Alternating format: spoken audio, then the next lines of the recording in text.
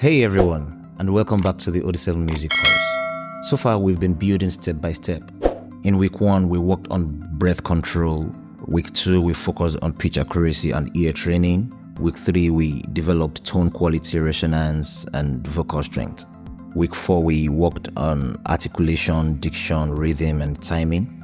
Week 5, last week, we talked about harmony and blend, how a group of singers become one unified sound. The link for those classes, I'll drop them in the comment section. Now in this session, we are going deeper because it's one thing to know all these things, but it's another thing to actually function together as a choir.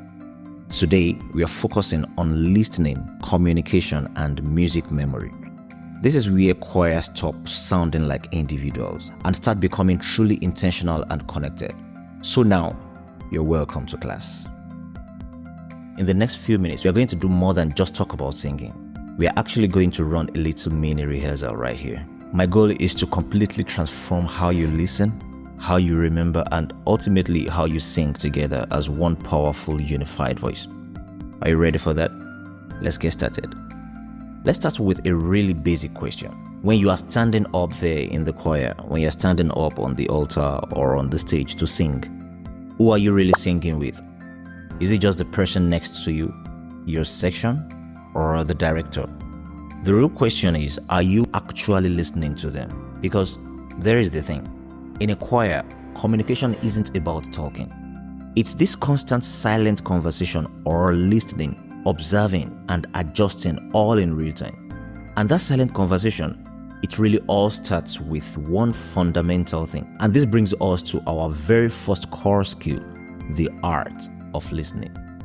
This is where we figure out what true musical communication is all about. So what is it really? Well, it's the ability to hear, to interpret, and this is the most important part, to respond to what everyone else is doing while you are singing. It means you are never, ever singing alone. It's not something you just let happen. You've got to be actively connected to the entire sound, reacting and adjusting from one note to the next. We can actually break this down into 3 different levels. First, you've got the internal level. That's just you controlling your own pitch, and this is actually a big one for the choir, is musical communication. That's all the non-verbal listening and adjusting. And finally, the third one, visual communication. You know, using eye contact and other signals kind of like a backup system. Let's just hang on that first level for a second. The idea here is so simple, but it's absolutely crucial. If your own singing is unstable internally, there is no way you can adjust to what's happening externally. If you cannot hear yourself accurately and control your own voice, you will never be able to truly blend with the other people around you. It really does all start with you. And here is exactly why this stuff matters so much. You look at the difference here.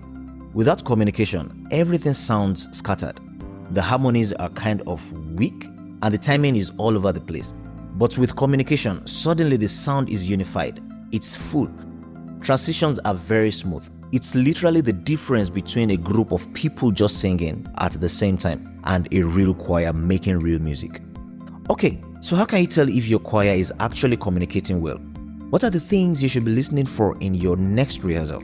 Let's dig into the practical signs of good communication and the bad one. Now listen to this. Do any of this sound a little familiar? Everybody just singing at the top of their lungs. No balance at all between the different parts. Soprano is sounding very high. Also, you can't even hear. Tenor is sounding kind of faded out. Entries and cutoffs that are messy all over the place. These aren't just little mistakes. No. They are clear, audible signs that communication has failed. It simply means people are not listening. And this all leads to a really powerful, simple truth. A choir that makes listening a priority, that values blend and balance way more than individual voice, will always deliver a more moving, more beautiful performance than a choir that just shouts. Okay, so here we go. 5 actionable rules that I want you to take with you to your next rehearsal. Think of it as your personal checklist. Number 1, listen more than you sing. Number 2, adjust instantly. Don't wait for the director to call you out. The moment you have listened and you notice the difference between yours and the next person, you should adjust immediately. Number 3, never ever compete for volume. Number 4, keep your eyes glued to the director. And the last one, Be aware of the entire sound, not just your little bubble. And with these 5 checklists, you definitely will be better than what you used to be. So we've talked a lot about listening and communication. But there's this other massive problem that so many choirs face. Even when they're listening really well, they still forget their parts. Come on, has that ever happened to you? See, this isn't always a singing problem. A lot of the time it's a memory problem, and music memory is a skill. Just like listening, it's all about your brain's ability to hold on to musical information and then, reproduce it accurately whenever you need it. And the goal isn't just to spend countless hours repeating the same songs over and over again. The goal is efficiency. A smart choir, a choir with strong musical memory, rehearses better. They don't just rehearse more, they rehearse better. They learn faster, and because of that, they perform with so much more confidence. Think of your memory like a journey through 3 levels. The first level, there is a short-term memory. That's the stuff you just learned 5 minutes ago. Then the second one is the working memory, which is what you can sing again after you have practiced for a bit. But what we are really aiming for is long-term memory. That's true mastery. That's when a song is so deep in there you can sing it perfectly anytime, anywhere. Our whole job is to move every single song into the long-term category. Not just the short term, not even the mid, but to the long-term category. So just take a second and think about it. Why do we forget? A lot of times it's because we haven't repeated it enough. Or maybe we weren't really paying attention when we learned it in the first place. Or maybe we are just relying on the person next to us to carry us through. This thing happens so much in different musical teams. The simple truth is, you don't remember what you don't process deeply. So how do we fix this? How do we get our music processed so deeply that it builds that strong long-term memory? Well, again, here are 5 practical keys to learning your parts way faster. Here they are. Number 1, attention. It sounds simple, right? But you absolutely cannot learn what you have not focused on. And the second one is intelligent repetition. This is very key. Don't just repeat it correctly. Don't just repeat what you think you are taught. Repeat the correct thing, because whatever you repeat is what you will continue to remember. And imagine you are repeating the wrong thing. It simply means you are on the wrong track. Number 3, break it down. That is, you learn small sections, master before moving on. You don't just move on because you have done it the first time. Learn the small sections. After you're done with that, then you can move on to the next one. Instead of learning a full song at once, break it into verse, chorus, bridge. Because you see, big songs become easy when you break them into small victories.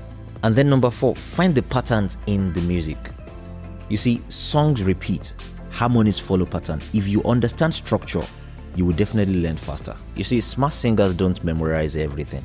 They recognize the pattern and they follow the pattern. And lastly, number 5, and this one might be the most important, active recall. That just means testing yourself by trying to sing without any help at all. Now let's circle back to that idea of intelligent repetition for a second. We've all heard the phrase, practice makes perfect, right? But that's not exactly true, is it? Practice makes permanent. If you practice the mistake over and over and over again, you are literally burning that mistake into your memory. You have to always make sure that what you are repeating is correct. This is the true test of whether you know your part. And it ties right into active recall. If you always need the keyboard playing your line, or you need to hear the singer next to you to feel confident, then you haven't really learned it yet. The real measure of mastery is being able to sing your part all on your own with nobody else around. So today we have covered the art of listening and the science of remembering. Now it's time to put it all into practice. Here's a challenge to take with you from our little session today. I want you to pick just one song, just one, and before your next rehearsal, learn your parts completely. And when I say completely, I mean you can sing it from start to finish accurately with no help from a piano or another singer. Just imagine how much more you would get out of that rehearsal if you walk in already prepared. So let's end it with this one thought. A truly great choir isn't just a collection of great singers. A great choir is a thinking choir, an actively listening choir, and a remembering choir. Now go out there, be active, be aware, be amazing musicians. I absolutely can't wait to hear the results. Thanks so much for joining the class, and I'll see you very soon. Bye for now.